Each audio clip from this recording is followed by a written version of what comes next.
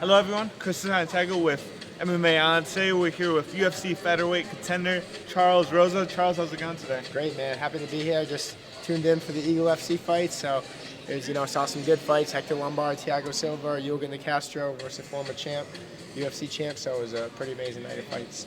I just wanted to recap the main event. JDS popped his shoulder. What do you think about that verdict? Man, it's unfortunate, man. I mean, both those guys, I know both of them. I'm friends with both of them, so it was hard for me to watch, but they're both great human beings, and you saw when his arm popped out, Jordan kind of stepped back and was like, man, is he okay? Because, even though they're in there to kill each other, they still have a lot of respect for each other. I don't think really want to hurt each other at the end of the day, but man, it's like I said, unfortunate. It's just unfortunately part of the sport is injuries and stuff like that.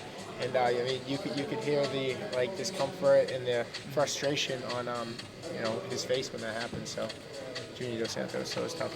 What was it like meeting Habib for the first time? Oh man, that was pretty legendary, man. There's a handful of people I've met in my life that I've really been honored to stand in front of. Is one of them being Kimbo Slice, who's one of the guys that was a mentor to me.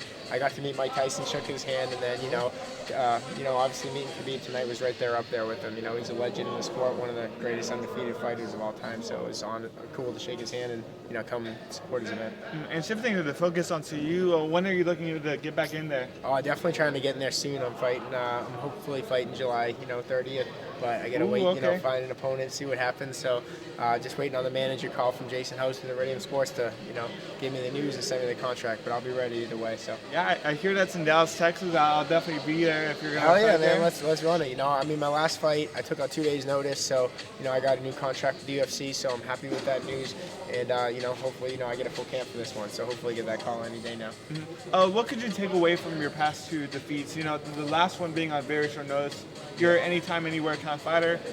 What could you take away from those 2 losses? Yeah, definitely, man. Though it was, it's always tough whenever you lose a fight, and then, obviously that last one that took on short notice. But, I mean, the one thing I take a lot of pride in is being a fighter that, doesn't get finished and doesn't quit. And for me, that's what fighting. I mean, you look at Jorgen De Castro. He's a guy that got cut from the UFC after losing 2 fights, and he just took out the former UFC champion of the world in Junior Dos Santos, the sports has a lot of ups and downs, but as long as you keep working hard, you keep getting up when you get knocked down, and you're still hanging in there, then you never really lose. So, I just can't wait to get the next one, get a win, get back on top of the mountain, and just keep climbing until I can get to the top. And I've seen that Lucas Rosa is making his way up the ranks of the regional scene. What can you say about his success going to the top? Yeah, man, I'm super proud of Lucas, man. My little brother Lucas Rosa, he's 11-0, undefeated fighter right now. He's fighting for Rise down in South Florida, and he's a main event at the Hard Rock Casino June 17th. So I'm still going to be super excited. He's fighting for his first championship amateur fight, and everybody's saying oh, he's 11-0. Why do you keep fighting as an amateur? But I mean, I want to be ready for when he fights his first pro UFC fight or first fight that he's ready for the UFC.